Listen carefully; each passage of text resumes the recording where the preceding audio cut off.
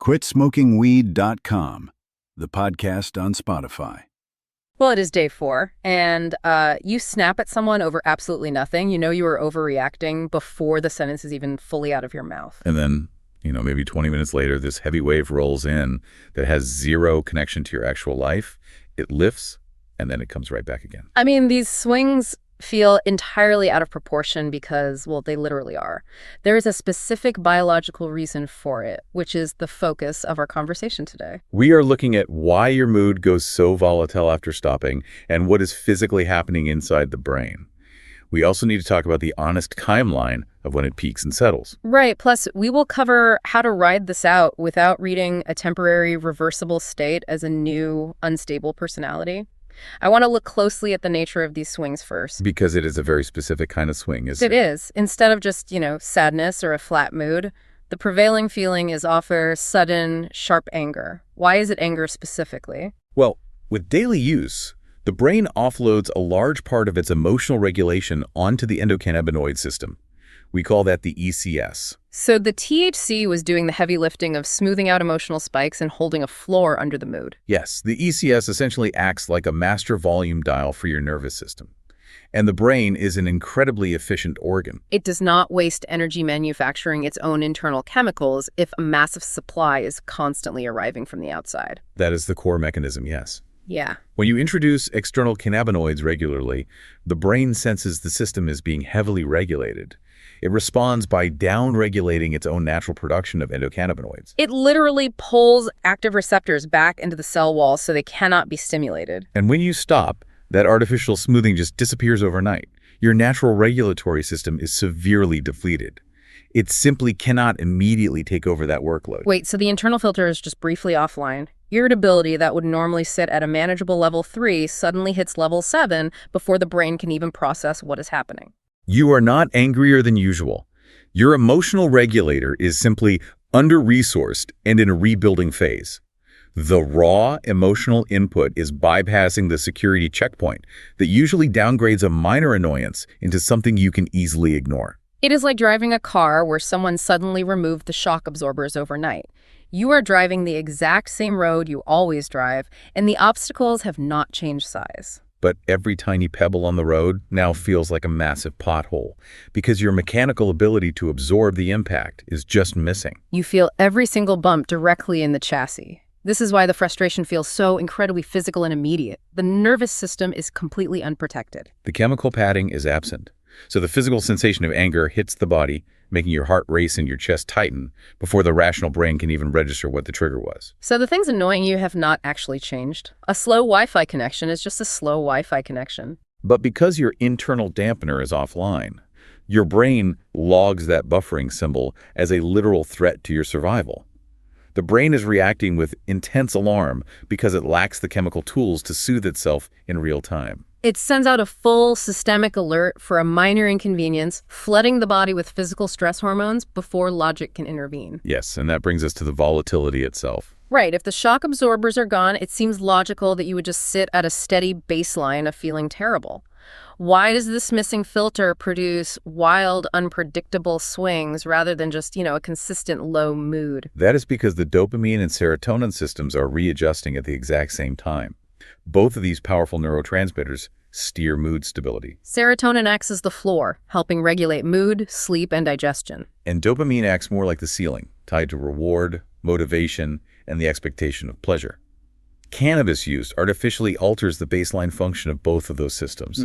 So when you remove the substance, these intricate systems do not just drop to a low level and stay there. They fluctuate wildly as they attempt to locate a new balance. Running below baseline does not produce a steady low. It produces massive variation. That constant up and down is the biological signature of the repair process, not a flat depression. The brain is essentially hunting for a new equilibrium. It releases a small amount of dopamine, realizes it is not enough to maintain stability, and overcorrects by flooding the system. Then it pulls back entirely when it senses the flood and leaves you feeling hollow. And then a minor frustration spikes the system again. The unpredictability is easily the most taxing part for the individual because you cannot brace for a consistent feeling. You are being thrown between intense irritability and profound heaviness within the span of a single afternoon. This neurochemical chaos is entirely normal for this stage of the process, though. The brain is running diagnostic tests on its own internal chemistry. It is trying to figure out exactly how much serotonin and dopamine to produce to keep you stable without external help. Knowing why is helpful, but people really need to know the honest timeline of recovery. We need to look at how long this bumpy ride is going to last so people can actually prepare for it. If my brain is basically a construction zone right now with no shock absorbers, when do the roads get repaved? You see a lot of conflicting information online about this. Well, the swings are sharpest, roughly days 3 through 10. They typically peak around day 4 or 5. THC is fat-soluble, meaning it stores itself in the lipid cells of your body and leaches out slowly. So by day 4 or 5, the brain has recognized that the external supply is truly gone and the reserves are largely depleted. The internal deficit is most acute right here. This specific window is where the volatility is at its absolute highest. I want to push back on something there, though. The prevailing wisdom you see on forums is that the first 72 hours of sweating and nausea are the final boss. People talk about the first 3 days as the hardest part and say the rest is just maintaining willpower. That does not line up with the timeline we are looking at. The physical symptoms like night sweats, nausea, and lack of appetite dominate the first 72 hours. Because those symptoms are tangible and highly disruptive, people focus all their attention on them. But the hard middle is actually the resilience phase. Yes. This begins around day 5 and runs for about 3 weeks. It is the emotionally hardest stretch by a wide margin. The physical discomfort might start to fade, but the profound neurochemical adjustment of your emotional regulation is peaking. So the physical sweat clears up, but the emotional turbulence is cementing itself. People often feel a false sense of failure during this phase. They expected to feel better once the physical detox ended, but instead they feel emotionally worse. They misinterpret the emotional volatility as a sign that their underlying personality is fundamentally broken, or they think they simply cannot function without the substance. So when do the sharp edges actually start to soften? People need to know there is an end to this phase. The sharp edges start to soften by the end of week 2. The mood is usually steadier by weeks 3 and 4. True emotional stabilization, where moods feel reliably your own again, typically lands around weeks 6 to 8 with active support. And heavy, long-term users might take a bit longer. There is no fixed schedule where things just vanish, but the progression is real and measurable. We have to reframe this. Cannabis creates an illusion of stability while quietly lowering real resilience. The patience and emotional control people thought they had were actually being outsourced. When you supply the brain with an external chemical that smooths out daily stress, the brain stops maintaining its own internal mechanisms for handling that stress. It is a biological use it or lose it scenario. You believe the substance is keeping you level, but it is actually eroding your natural capacity to tolerate any level of discomfort. The emotional muscles you use to handle frustration have essentially atrophied. Most long-term daily users end up significantly steadier after recovery than they were while actively using. The current volatility is not damage. It is just the system relearning to regulate itself. You are paying back a biological debt. You have to rebuild the internal infrastructure to do that work yourself. I do want to add a crucial caveat here. This is a temporary adjustment, never permanent brain damage. However, if intense anger or volatility is still extremely high past 3 weeks, you should get it checked by a medical professional to rule out something underneath. Real mood disorders should not be dismissed.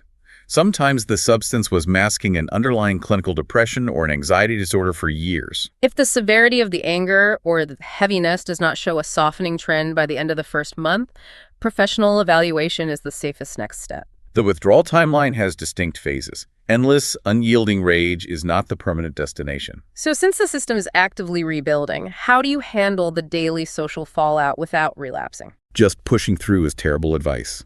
Willpower alone cannot override raw neurochemistry.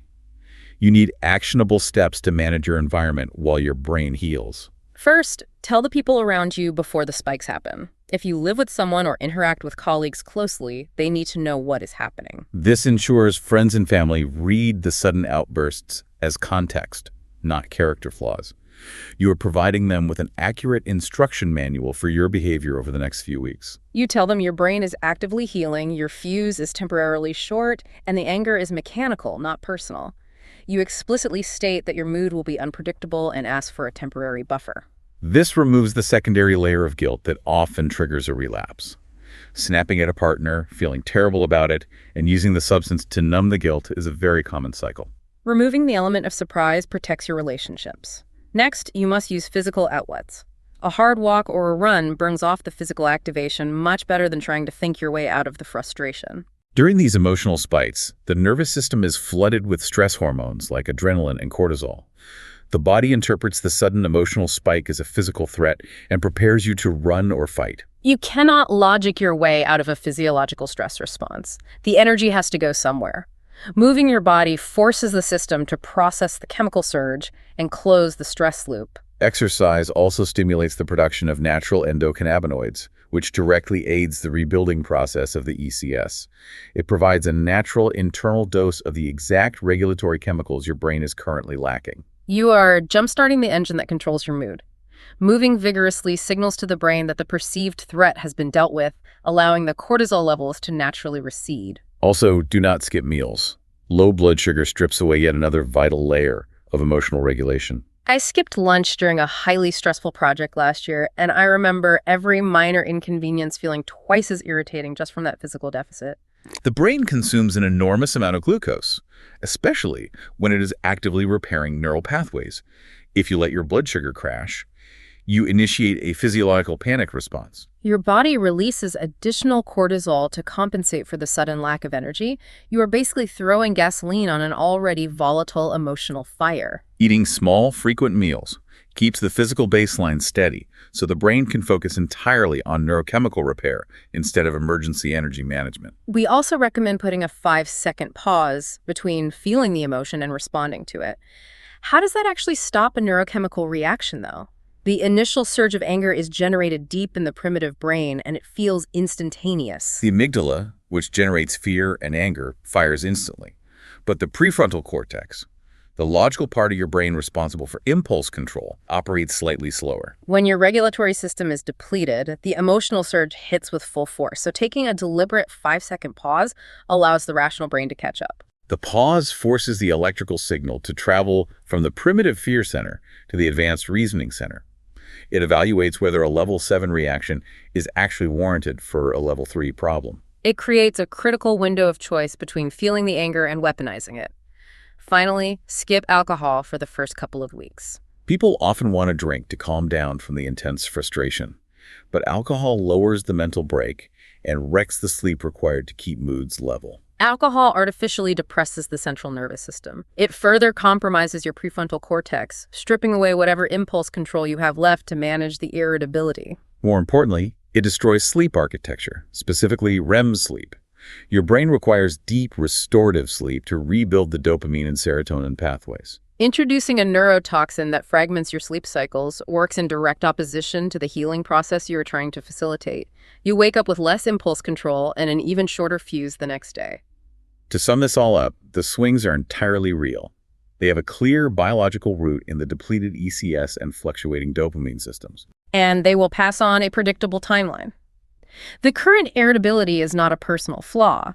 You are navigating a mechanical deficit in your emotional regulation system. The very volatility that makes you feel broken right now is actually the mechanical sound of your brain building a much stronger, permanent foundation of resilience than you ever had while using. Every single spike of frustration you survive without returning to the substance forces the brain to lay down new, independent neural pathways for handling stress. If you are ready to start, the free self-check at quit-smoking-weed.com is a good first step.